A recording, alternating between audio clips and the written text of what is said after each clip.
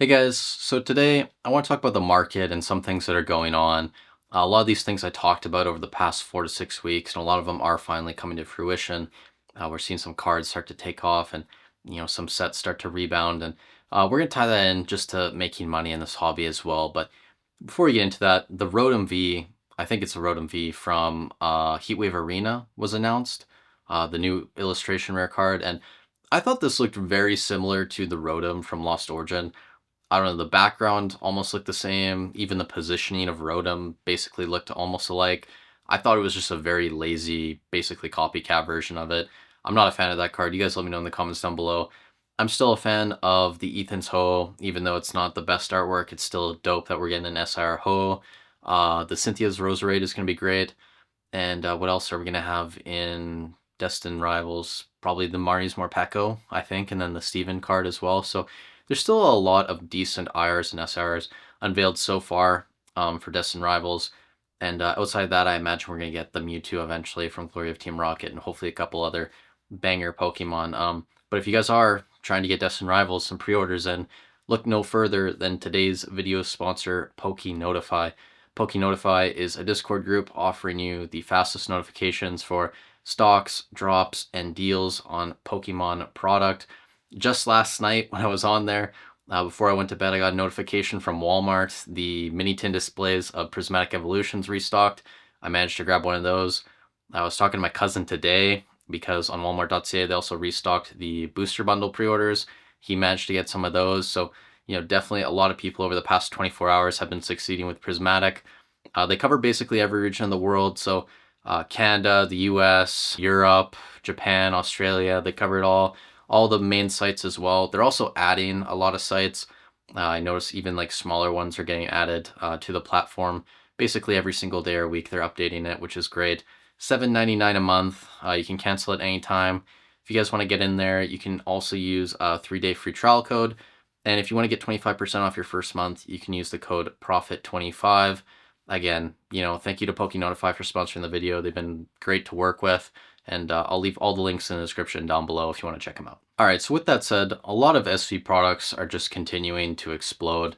And even some Sword and Shield stuff like Crown Zenith is still going. I think there were sales today on TCG Player for ETBs at 118 or 119 USD. So we're getting close to that 120 USD mark on Crown Zenith. And you guys know, I just purchased a couple cases. They're in the mail right now. A lot of stuff is super delayed in Ontario as we speak. So, once that all comes, I'm going to try and make a video of everything I've been ordering. But outside that, a lot of SV booster boxes are still moving. You have Paldea Evolved, pushing, I don't even know, 210 USD now. Same thing with Twilight Masquerade, like 210 USD. Insane. It's up 17 or 18% on the month. The best performing SV booster box for sure. I think Surging Sparks is still sitting in that 250, 260 range. Obsidian Flames is closing in on 200 as well. Paradox Rift is getting close to 170. What else is there? Base sets like over 150, getting close to 160 as well. So just everything is moving up. But Twilight Masquerade for sure, and Surging Sparks. Paldea Evolved, I guess, also is kind of in that conversation. But I do think Twilight Masquerade eventually will continue to outperform Paldea Evolved. And if you guys have been paying attention to the Greninja is pushing $400 at this point. I remember like maybe a week or two ago when I was talking about the Greninja, it was in that like 330, 340 range. And I said that it really hadn't moved too much over the past like 6, 7 months.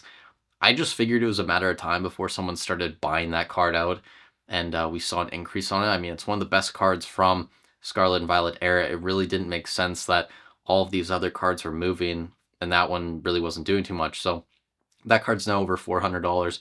I think there were sales even up to like 475 from today or yesterday, somewhere in that range. So, just wild, the movement on that card. A lot of the other top cards in Scarlet and Violet are doing great as well. The Mew EX is still sitting in that like 390, 400 range. What else do we got here? The Magikarp is in that 250 range. The Pikachu from Surging Sparks is coming down a little bit, down about 5% on the month. It's still the best card in Scarlet and Violet era, but really not by much. And if you look at the most recent sales of the Greninja, well, actually not the best card. Some of the evolutions are higher now, but outside of Prismatic Evolutions, it's up there. The Greninja is probably going to overtake the Pikachu. I actually wouldn't be surprised if that happens in the next couple days when you see most recent sales. When we talk about prismatic and some of those evolutions, the Flareon is actually higher than the Leafeon, I think now, which is kind of surprising to me. But I actually wasn't the biggest fan of the Leafeon artwork. That was just my opinion. The Espeon is still behind the Sylveon when you look at TCG Player, but the Espeon's most recent sales are actually higher than the Sylveon's most recent sales. So I would not be surprised either if those eventually flip flop as well, or they get much closer in value. I think when you look at TCG, it's still about 500 for the Sylveon, 400 for the Espeon.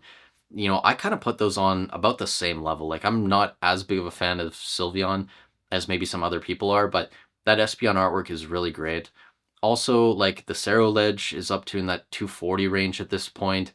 The Roaring Moon, I think, is still holding in that 180, 190 range. So, a lot of these cards aren't pulling back at all. And we are still getting more supply on the market, not a ton, but, with some of these, tin drops, the booster bundles coming out, it will be interesting to see. But I don't think these are going to move too much. We're already seeing the regular ETBs move back to 130.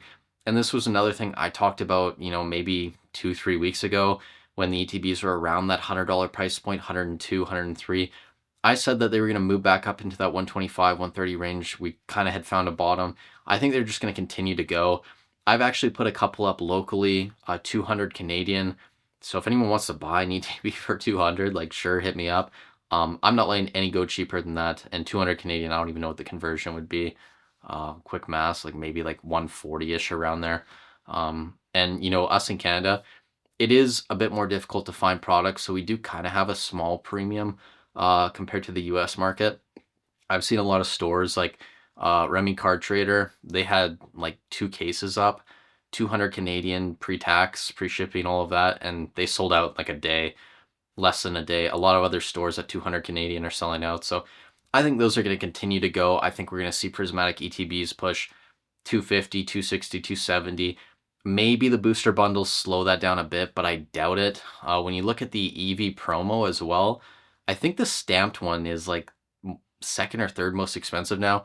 It's surprising to me that it's still behind the Snorlax from 151, but that might change eventually. I do like both cards. If you guys have been paying attention to the 151 PCTBs as well, those are basically $400 now on TCG Player. They're still up month over month. Just insane that those are continuing to grow. A lot of the top cards in 151 are also moving. The Charizard is up to, I think, like 260, 265. And there's actually sales, I believe, for almost $300 today. Same thing with the Blastoise. I think that's up to about 90. And again, I think I saw a sale for $95 on TCG Player, 95 or 96. So those cards are just continuing to move. And with all the blooming waters we're seeing hit the market, the fact that these cards are still continuing to move up, it just makes me think more and more every single day that, Pokemon's not going to be able to keep up with demand. Even if they're putting all their effort into these newer sets right now, it's just insane. And, I really do think the play is just to go heavier into the best sets. Your Crown Zenith, your Prismatic, your 151, Surging Sparks, what else is in there? Like maybe Twilight Masquerade, Paldean Fates, like maybe even a little bit as well. Like I just think it's so worth it. Like when we're seeing these top cards just continue to go at this time, and the sealed product is following in suit. And again, like the top sets are always going to outperform. So if you're buying stuff right now, like the Brilliant Stars build and battle kits from the Pokemon Center, I've been buying a lot of these as well. I think it's great. Like I think these are a solid play. I think they're less risky than something like buying Twilight Masquerade right now. We know we're not going to get more Brilliant Stars, but in the long term, something like Crown Zenith is going to outperform Brilliant Stars. Something like 151 is going to outperform Crown Zenith more than likely. And then something like Prismatic Evolutions, I mean, maybe you want to make an argument that this doesn't perform as well as 151, but all these sets are definitely going to outperform your ancillary products that you can buy right now. And that's fine, right? Like, I still think it's great to be buying these ancillary products just because we do not know if we're getting a lot of product. We really don't know what's going to happen. But even if you buy in, heavy into SV right now, you're of the belief that we're not going to get a ton of reprints and, they're not going to be able to keep up with demand. Even if you're buying the top sets and we do get huge reprints, you're still going to be making great money in the long term, which you have to be thinking about 5, 10 years down the line. just loading up on the best sets. Like, you're not going to feel bad if Surging Sparks booster boxes tank to like 120, 130. You're probably just going to buy more. And, even long term, if you say you bought them at like 220, 230, whatever it is, you lost $100 a box, you had to sit on them for a couple of years, you're probably still going to see a better return on that than you're going to see on like SV base or something, right? Or Obsidian Flames, maybe that's a little bit higher. I don't know. Obsidian Flames is just bizarre to me. There really isn't too much in that set. Again, I'm the number one hater of Obsidian Flames, but the fact that that's almost 190 right now just seems a bit overpriced, and I think like other sets are going to eventually pass it. But again, that's just my opinion based on the data. But yeah, I mean, I'm trying to think if there's anything else I really need to add in this video other than to tell you guys to just keep buying the best sets. Again, like that comes down to investing 101. Just focus on the best sets, the best products. Again, you can go with less risky options like buying these build and battle kits. I think they're great right now and a great hedge against uncertainty. But when we do know for certain what's going on, it is going to be a no-brainer to buy more 151, especially like if you guys can get anything at a good price right now, you're catching target restocks. And again, that's why having a service like Poke Notify is so good. I know some people get upset and they bash these services just because they aren't getting anything. It's super competitive right now, guys, but if you don't have some type of notification system, you're not getting any product, right? Like that mini tin display last night, it went up at 12:45. It was out 30 seconds later. And the only reason I got it was probably because my phone was in my hand the second it popped. So I instantly click the notification, it opens my Walmart, I click a couple buttons, like boom. But like if you don't have a notification system, you have no chance of catching any of these restocks. And that's just the reality we're in right now. And I know if you are a long-term investor, or like maybe if you're very, very successful, I know a lot of you guys, you're way more successful than I am. So this probably isn't relevant to a lot of you, but if you're in this for the long run, maybe it's not as important to try and catch all these things. But I still think especially if you can buy a lot of product right now, it's just it's worth it, right? Like you catch one thing, and for example, that mini tin display last night, the difference in value that I paid for versus what it's worth right now, that's basically a year subscription, right? So if you catch one thing a month or like one thing a week, you're really just making your money work for you. And you got to take advantage of every tool you have at your disposal right now. That's the reality of the market we're in. You can either cry and get upset about it, or you can just not care and not participate, and buy things like the build and battle kits. Again, like these are perfectly fine right now, considering you're buying these under market value. You're already doing great, right? And if you're going to see 10, 15, 20% a year on a solid sword and shield set like this, even if it's only a build and battle kit, that's still great. That's an awesome return. You don't have to be up in the middle of the night for it. But again, if you want the biggest returns, guys, if you want to cop 151 right now, if you want to cop prismatic evolutions, right? And you want to really expedite the process and gain your money to work for you in this hobby and see the best returns possible, you need the best sets, you need the best notification systems and tools to get on top of that. Like you gotta go all in, right? And if you don't go all in, you can't expect to get the best out of your money and your time in the hobby. That's just all I have to say. Either way, guys, the hobby's in a great spot right now. Things are continuing to move. It's awesome. I'm keeping track of Sword and Shield stuff, and I'm gonna have a video coming out on that later, probably in the week or sometime next week. But thank you guys so much for watching. Stay safe wherever you are in the world.